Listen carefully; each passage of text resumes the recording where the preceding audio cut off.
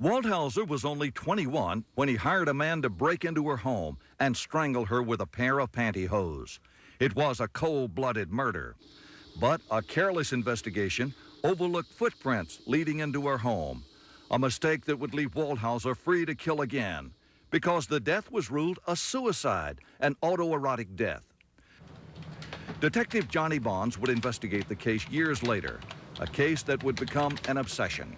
So here is a murder that was committed and passed off as a suicide. It was passed off as a suicide. It was ruled as suicide, and nobody ever suspected anything else. Thus began a life of crime. There was nothing in Walhauser's past to explain his future. He grew up in an affluent Houston neighborhood with well-to-do parents. In high school, he already had a fascination for money. A former classmate was Dr. Robert Smith, now a dentist, and once mayor of Garland, Texas. We'd be playing ball, he'd be saying he's going to go check out some stocks or... Stocks? Oh, right. Back then? Yes, that was Walt Walhauser. The people that knew Walt fairly well would have voted him very well up to the top of most likely to succeed. Indeed, his legitimate career seemed assured. He was even featured on the cover of the Houston Business Journal for his plans to open a stock exchange in Houston. But Walhauser also had a dark side. The rich kid from the suburbs liked to brag he was a tough street kid from the hood, as he later told a girlfriend he was pursuing.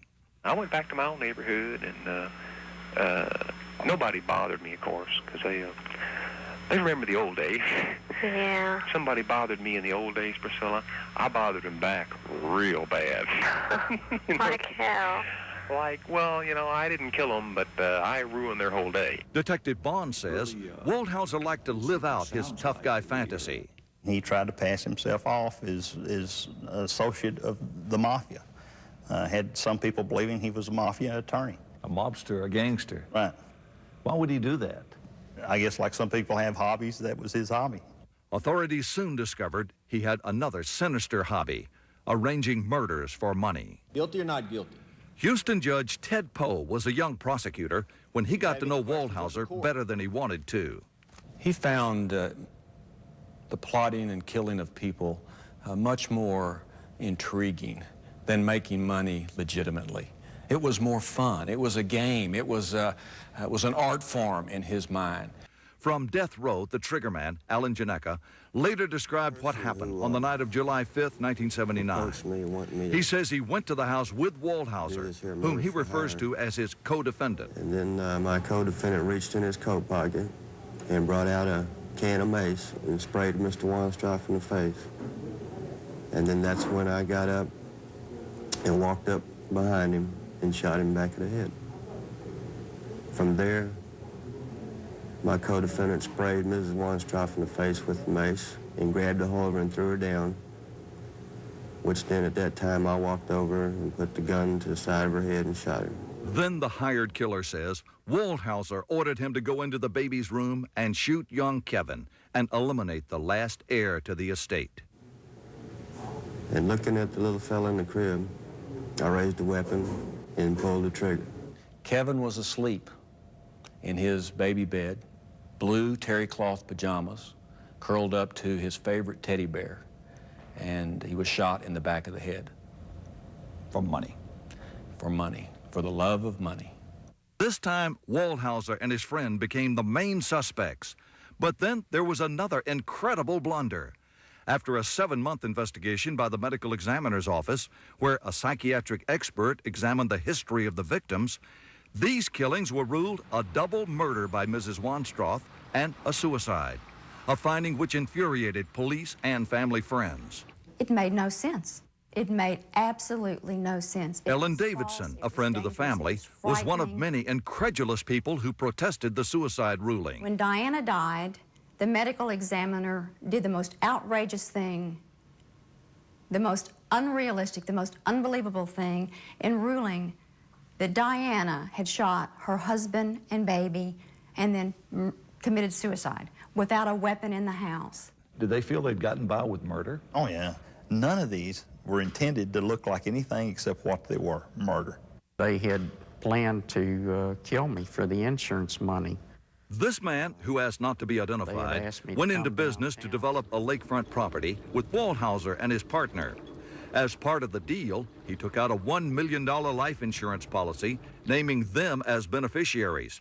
He says they planned to kill him and make it look like an accident. I was thinking that they were friends all along, but I was nothing more than a dollar sign in their eyes.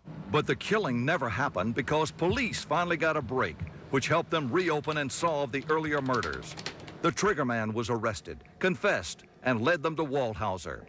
But just when he seemed cornered, Walhauser wiggled out of it again. He struck a plea bargain.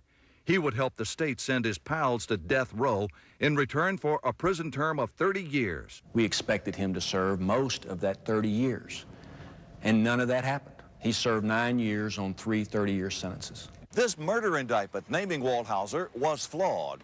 It failed to state that a deadly weapon had been used in the commission of the crime. Thus, he became eligible for early parole.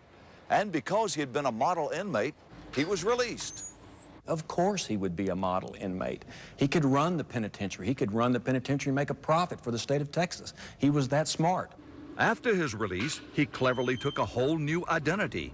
He went before a judge and changed his name. It was all legal. Then he began a whole new life of scheming, deception, and profiteering. He slipped away to Arizona, where he mingled with the co-eds and law students at Arizona State University Law School.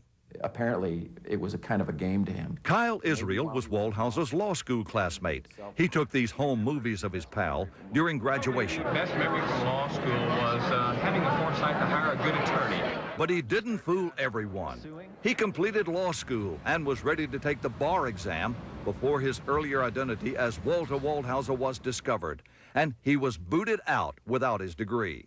Here he was able to fool the top 3 or 4% of some of the people that you might meet on the streets, and to him that was probably rewarding enough. Soon he was on the prowl again. Destination Dallas, home of big deals and fast money. Now he was Michael Davis, insurance man, mingling with the movers, shakers, and deal makers downtown. And before long, officials say, he hatched a scheme to resell bogus insurance policies. I never did see any money, never did see the policy. Lily Faust, a 91-year-old Texas widow who lives alone with her pets, bought an insurance policy from a representative of Walhauser's company last year. She'd later find it was worthless. And I paid him $20,000. $20,000? Mm-hmm. I mean, that's a substantial amount of money. You darn right. I could use it. Lily was more fortunate than some. Dozens invested millions of dollars. Now officials say it's all gone, and Walhauser made off with nearly $2 million of their dollars. And how do you feel? I think it's dirt. So how could a dangerous killer out on parole move around and fool people so easily? For him, it was no trouble because the state's overburdened parole system was so easy to con. He was only required once a year to send this postcard form to his parole officers. They only knew what he told them. He was an unemployed student, and no one bothered to check. And the parole board blew it. They absolutely blew it. Ellen Davidson, the friend of the family that Walhauser arranged to have murdered, was one of many people who tried to get parole officials to keep him on a tight leash. The parole board did just a horrible job. They did not watch him closely enough. Had they known, they would have found life was good for Walhauser. He bought a house in the suburbs, authorities say with cash, got married, had neighbors and friends and birthday parties. He seemed like a model husband and businessman. But his fortunes changed when state insurance detectives say they broke his scam. This is the News 8 Update. Good evening. A convicted murderer who time and time again has beaten the legal justice system nearly slips through a crack again. In June, Walhauser was indicted along with 31 others in the insurance case. The police went to his home to arrest him and used a battering ram to break down the front door. But Walhauser was gone, thus leaving behind his wife, his home, and his business. This guy basically outsmarted the state of Texas on every turn. He may have, but Tom, I think you're being quite unfair. Glenn Castleberry speaks for the Texas Parole Division that's taking a lot of heat about the Walhauser case. He says his agency just can't keep up. We don't have the kind of law enforcement investigative resources to go tracking 24 hours a day every one of the 100,000 people we have on parole. There was a reported sighting of Walhauser in London. The international cops, Interpol, and the FBI were conducting a worldwide manhunt. Just when authorities were losing hope of finding Walhauser, he fooled them once again. When here in Dallas, he simply walked into the police department and surrendered. Why? Well, sources close to the case say he was expecting to cut a new deal for leniency. But there was no deal. This time, Walhauser apparently made the mistake. And after 25 years of blunders by Texas authorities, they vow there won't be any this time.